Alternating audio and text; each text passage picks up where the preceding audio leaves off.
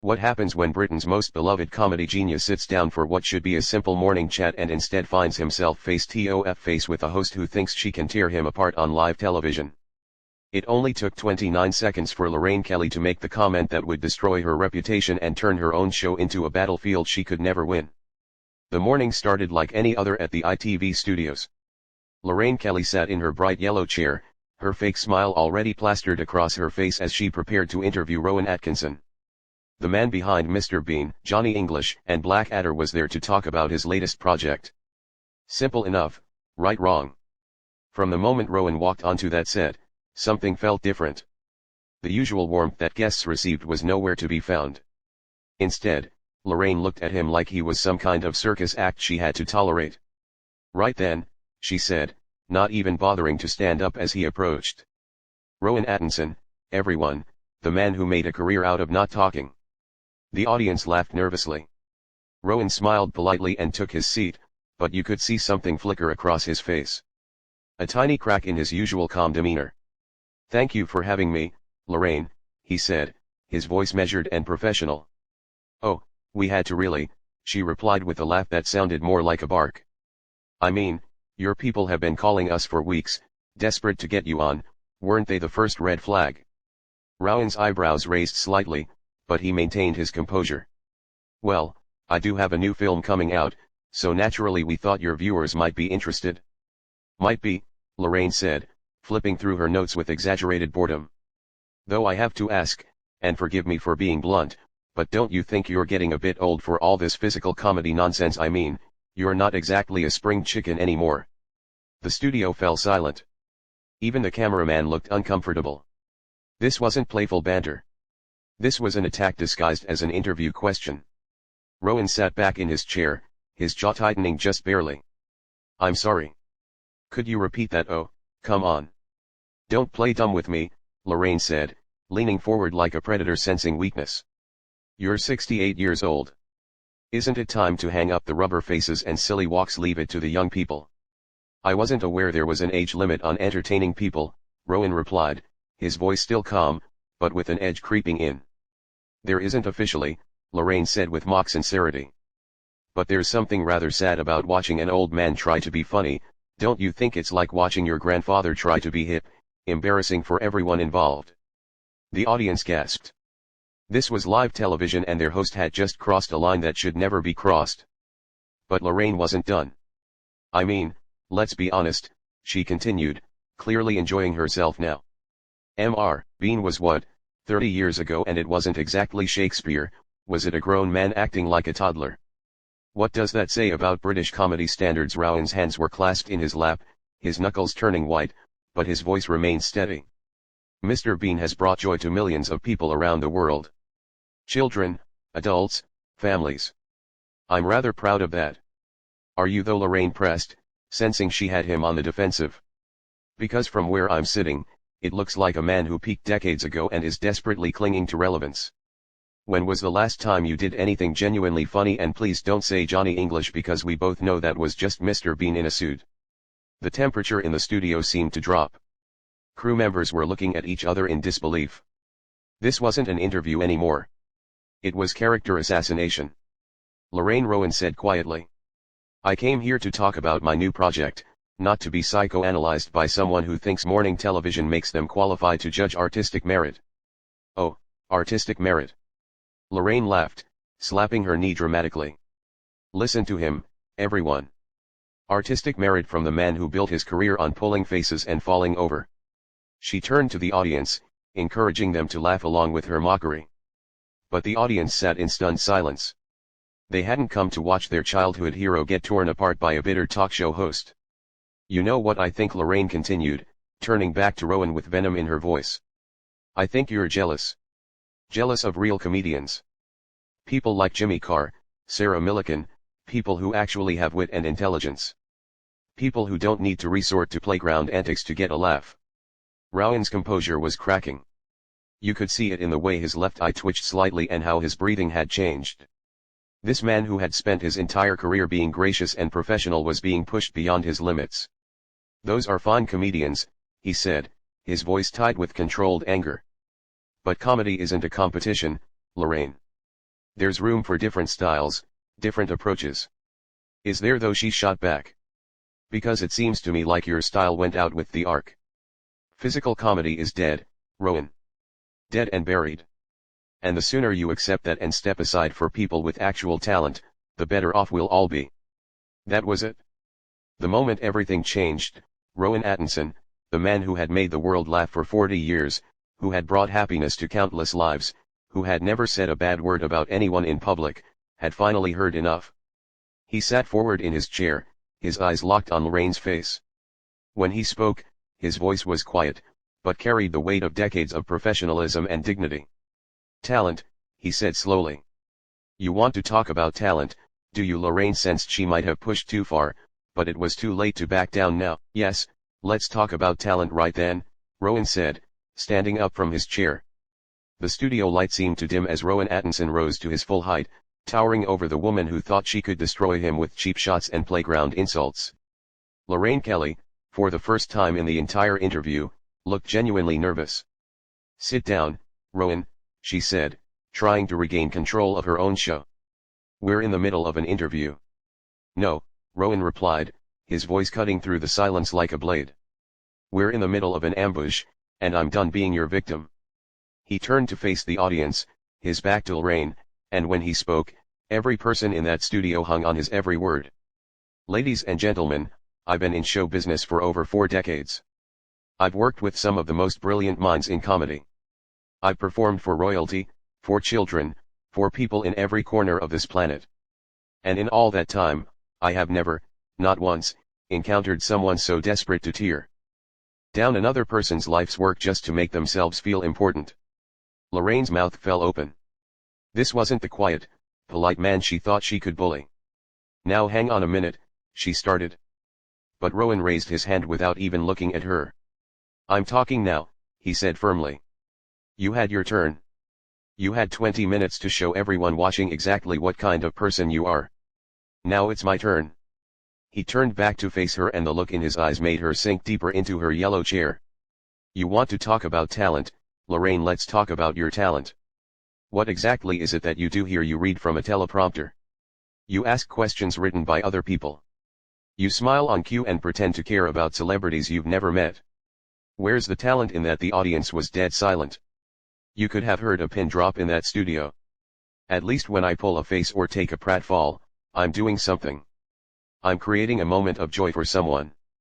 I'm making a child laugh. I'm helping a tired worker forget their troubles for 30 minutes. What do? You sit in that chair and tear people down to make yourself feel better about your own mediocrity. Lorraine tried to interrupt again.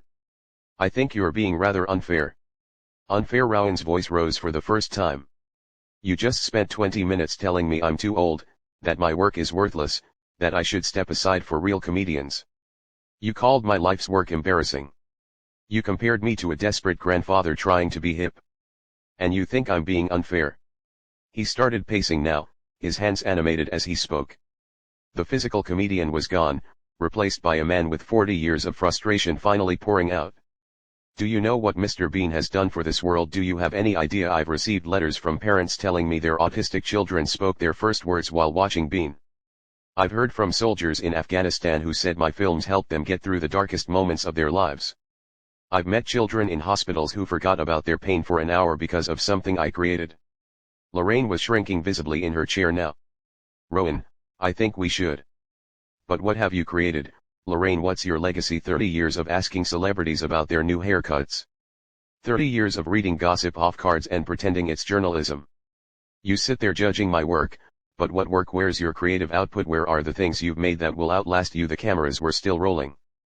The producers were probably screaming in the control room, but nobody was brave enough to stop what was happening. You know what's really sad? Rowan continued, his voice dropping to that quiet, dangerous tone again.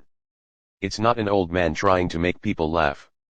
It's a bitter woman who's so threatened by joy that she has to destroy it wherever she finds it. It's someone so insecure about their own lack of substance that they have to attack anyone who actually brings something meaningful to the world. Lorraine finally found her voice, though it came out as barely more than a whisper. I was just asking questions. No, Rowan said, stepping closer to her desk.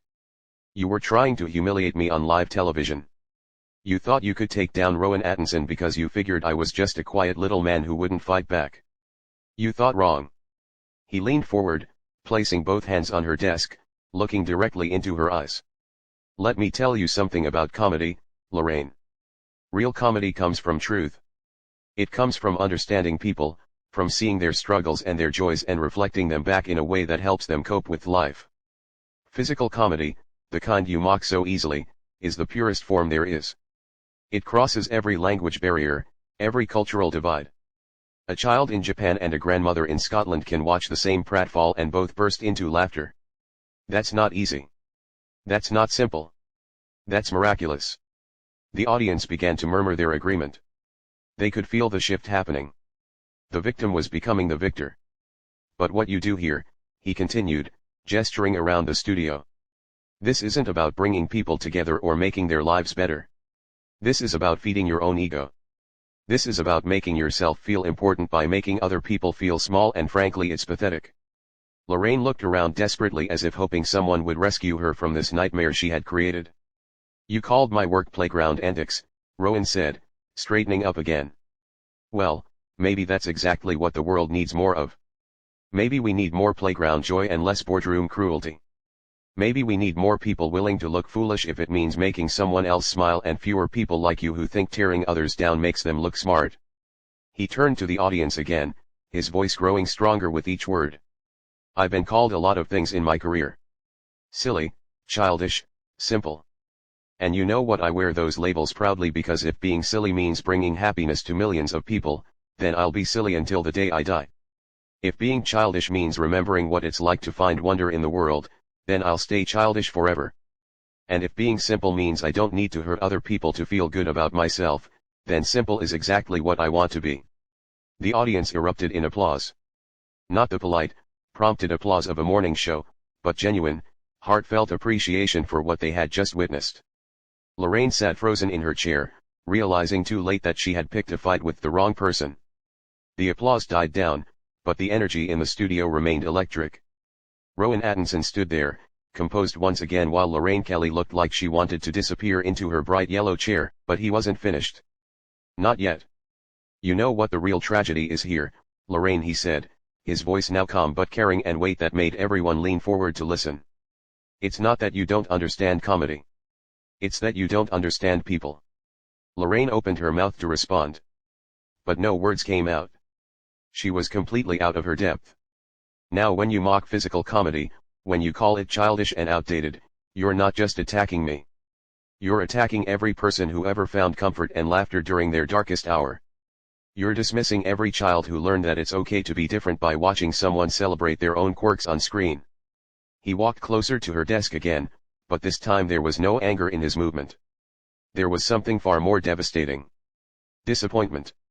I've met war veterans who told me that Mr. Bean helped them reconnect with their families after they came home.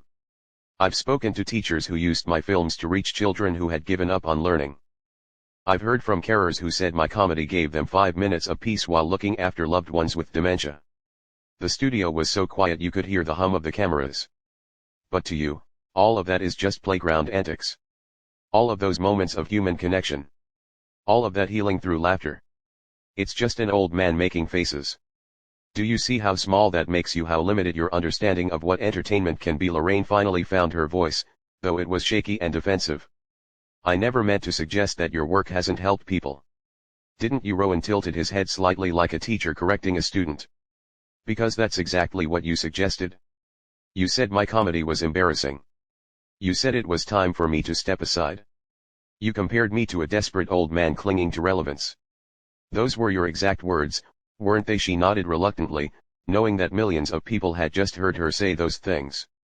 And now you're trying to walk it back because you realize you've revealed something ugly about yourself on live television. But here's the thing, Lorraine. This isn't about me anymore. This is about the kind of person you choose to be. He turned back to the audience, including them in the conversation in a way that Lorraine never had. We live in a world that's becoming crueler by the day. People hide behind screens to tear each other down. They mock anyone who dares to be vulnerable or different or joyful. They've forgotten that kindness isn't weakness. That bringing happiness to others is one of the highest callings a person can have. The audience was hanging on every word. This wasn't just a defense of comedy anymore. This was a manifesto for human decency. And then someone like Lorraine gets a platform, gets a microphone, gets the chance to reach millions of people every morning. And what does she choose to do with that power? She uses it to make people feel small. She uses it to tell a man who has dedicated his life to bringing joy to others that his work is worthless. Lorraine looked like she was about to cry. The makeup that had looked perfect at the start of the show was now smudged and uneven. But here's what she doesn't understand. Rowan continued, his voice growing stronger again. You can't diminish light by pointing out darkness. You can't make yourself taller by cutting other people down. And you certainly can't understand art by reducing it to your own narrow, bitter perspective. He walked back toward his chair, but didn't sit down. Instead, he stood beside it, one hand resting on the back, looking more dignified and powerful than Lorraine had ever looked in her own studio. Physical comedy isn't just about making people laugh, though that would be enough. It's about showing people that it's okay to fail spectacularly. It's about demonstrating that dignity isn't about never looking foolish. It's about getting back up after you fall. It's about teaching children that being different isn't something to hide from. The cameras caught every nuance of his expression, every gesture that emphasized his words. Mr. Bean doesn't speak because he doesn't need to. His humanity shows through his actions, his expressions, his mistakes. He connects with people who feel like outsiders because he is an outsider who never stops trying. That's not childish, Lorraine. That's profound. Lorraine made one last desperate attempt to regain control. Well, I think we can agree that. No, Rowan cut her off firmly. We can't agree on anything because we don't share the same values. You value cynicism. I value wonder. You value tearing down. I value building up. You value making people feel bad about themselves. I value making people feel like they belong in this world. He straightened his jacket and looked directly into the main camera. To anyone watching who creates something, who puts themselves out there to make the world a little brighter, don't let people like this discourage you. The world needs your art, your humor, your unique way of seeing things. Don't let bitter people convince you that joy is somehow less valuable than criticism. Then he did something that completely stunned everyone in the studio. He smiled, not the polite, professional smile he'd worn when he first sat down, but a genuine, warm smile that reminded everyone exactly why they had fallen in love with his work in the first place. Thank you all for listening, he said to the audience. And thank you, Lorraine, for reminding me why I do what I do. Sometimes we need to meet people who have forgotten how to find joy in order to remember how precious it is. Without another word, he walked toward the exit.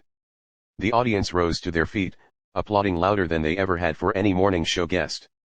Some were wiping tears from their eyes. Others were smiling so broadly it looked like their faces might crack. Lorraine sat alone at her desk, surrounded by the wreckage of her own making. She had started the interview thinking she could embarrass a quiet comedian. Instead, she had been systematically dismantled by a master of human nature who had just reminded an entire nation what real class looked like. As Rowan reached the studio door, he paused and turned back one final time. Oh, and Lorraine, he said, his voice carrying clearly across the silent studio.